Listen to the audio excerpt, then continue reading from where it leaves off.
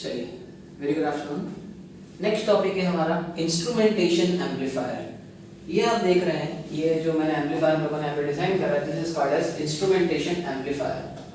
Instrumentation amplifier की दो main stage होती है। एक इसके पहले आप इसको फर्स्ट स्टेज अज्यूम कर सकते हैं, this is the first stage and this is the second stage. Instrumentation amplifier क्यों यूज किया जाता है, ये सबसे पहले हमको जानना चाहिए। मेजर सारी इंडस्ट्रीज में इंस्ट्रूमेंटेशन एम्पलीफायर का यूज बहुत ज्यादा है, इंडस्ट्रियल पर्पस से।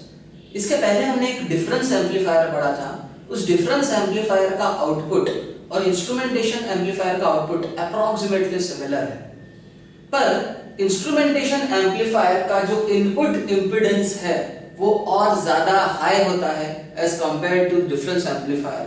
इस वजह से इंस्ट्रूमेंटेशन एम्पलीफायर ज्यादा यूज होता है। चलिए हम ये देखते हैं कि इंस्ट्रूमेंटेशन एम्पलीफायर का इनपुट इंपीडेंस हाई क्यों होता है। जो इंस्ट्रूमेंटेशन एम्पलीफायर यहाँ पर यूज किया गया है, इसके अंदर दो वोल्टेज फॉलोअर स्टेज यूज करी है आपने, और वोल्टेज फॉलोअर स्टेज या फिर आप बफर एम्पलीफायर्स बोल सकते हैं। इस बफर एम्पलीफायर का इनपुट इंपीडेंस काफी हाई है, और इस बफर एम्पलीफायर स्टेज के बाद अगर आप सेकंड स्टेज को ध्यान से देखें तो ये कुछ भी नहीं, सिर्फ डिफरेंस एम्पलीफायर की स्टेज है। तो वोल्टेज फॉलोअर के बाद आपने लगा दिया है एक डिफरेंस एम्पलीफायर, इस वजह से इसका जो इनपुट इंपीडेंस है वो हाई हो चुका है, and such an amplifier is called as an instrumentation amplifier. चलिए, अगर आप सिर्फ और सिर्फ सेकंड वाले स्टेज को पहले देखते हैं, just look at the second stage, कि यहां पर VO1 इनपुट आ रहा है और यहां पर VO2 इनपुट आ रहा है। तो जो सेकंड स्टेज का आउटपुट होगा ओवरऑल VO, वो एक्चुअल में होगा VO2 minus VO1 times R3 upon R4।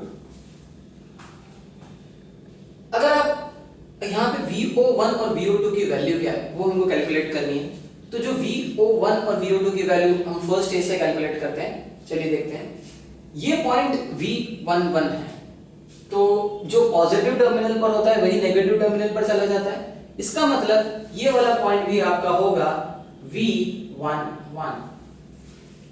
Similarly इस पॉइंट की वैल्यू V12 है, पॉजिटिव टर्मिनल, तो जो ये वाला पॉइंट भी होगा वो भी हो जाएगा V12।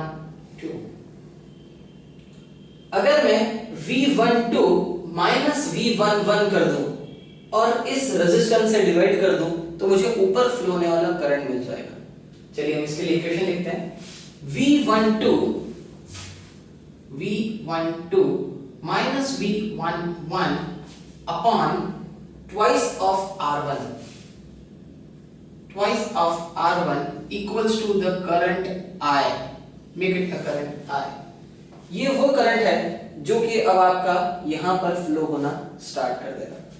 देखिए, ये करंट अगर यहां से निकलेगा तो ऑप एम्प का इनपुट इंपीडेंस इनफाइनाइट होता है, तो ऑप एम्प के अंदर कोई करंट नहीं जाएगा। तो जो करंट है वो पूरा का पूरा ट्वाइस ऑफ R1 से होते हुए R2 से होते हुए आपका सीधे डिफरेंस एम्पलीफायर में जाएगा।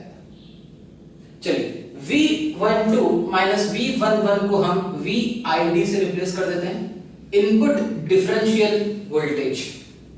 VID into twice of R1 should be equals to I। अब मैं इस क्लोज्ड लूप में एक KVL लगाना चाहता हूं। इस क्लोज्ड लूप में हमने एक लगाई KVL, किरचॉफ्स वोल्टेज लॉ। चलिए, ये करंट यहां से जा रहा है और करंट के पास जाने का और कोई रास्ता नहीं है, तो इसका मतलब R2 ट्वाइस ऑफ R1 और R2 ये सारे रेजिस्टेंस सीरीज में होंगे, और ये जो I करंट है ये सभी रेजिस्टेंस के अंदर से फ्लो होगा। तो अगर अपन यहाँ पे KVL लिखें तो करंट अगर I यहां से ट्रेवल कर रहा है तो यहां प्लस, यहां माइनस, यहां प्लस, यहां माइनस, यहां प्लस, यहां पे माइनस, और ये रही नेगेटिव और ये रही पॉजिटिव। चलिए यहाँ पे हम KVL अप्लाई करते हैं। पॉजिटिव से negative I, this I into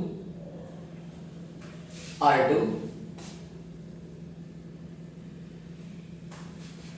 plus positive से negative I into twice of R2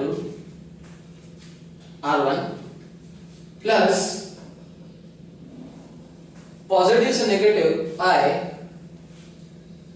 into R2 should be equals to negative से पॉजिटिव VO1 से लेके VO2 तक आप ट्रेवल कर रहे हैं। तो इसको लिखने का तरीका ऐसा होता है वोल्टेज डिफरेंस, और जब आप वोल्टेज डिफरेंस लिखेंगे तो आएगा VO2 माइनस VO1। तो इस इक्वेशन से आप VO2 माइनस VO1 की वैल्यू कैलकुलेट करेंगे। चलिए अगर आप यहाँ पे हम ऐड करना शुरू करें तो IR2 और IR2 ऐड हो जाएंगे, तो यहाँ पे आपको वैल्यू मिलेगी twice of I into R2 plus twice of I into R1 is equals to VO2 minus VO1। इस I की वैल्यू को अब अपन यहाँ पे पुट करते हैं, देखते हैं क्या इक्वेशन हमको मिल रही है। जैसा आपसे इस डायग्राम का कुछ काम नहीं है, इसको रब कर सकते हैं। जो वैल्यू आपको मिलेगी वो मिलेगी 2 times I VID upon twice of R1 2 times I into R2 plus 2 times I into VID upon twice of R1 into R1 is equals to VO2 minus VO1। एक बार इक्वेशन चेक कर लेते हैं। 2 into I की value होगी VID upon twice of R1, VID upon twice of R1 into R2 plus 2 times I into R1 2 times VID upon 2 times R1 into R1 is equals to VO2 minus VO1। चलिए 2 से 2 cancel out, 2 से 2 cancel out, and I think R1 से R1 cancel out. यहां पे अगर आप VID common लें आपको मिलेगा 1 plus R2 upon R1 is equals to VO2 minus VO1। इस VO2 माइनस VO1 की इक्वेशन को आप यहां पे सब्स्टिट्यूट कर दें तो आपको ओवरऑल आउटपुट वोल्टेज मिल जाएगा in case of an instrumentation amplifier. VO is equals to VID into 1 plus R2 by R1 into R3 upon R4. This is the overall output voltage in case of an instrumentation amplifier. Thank you.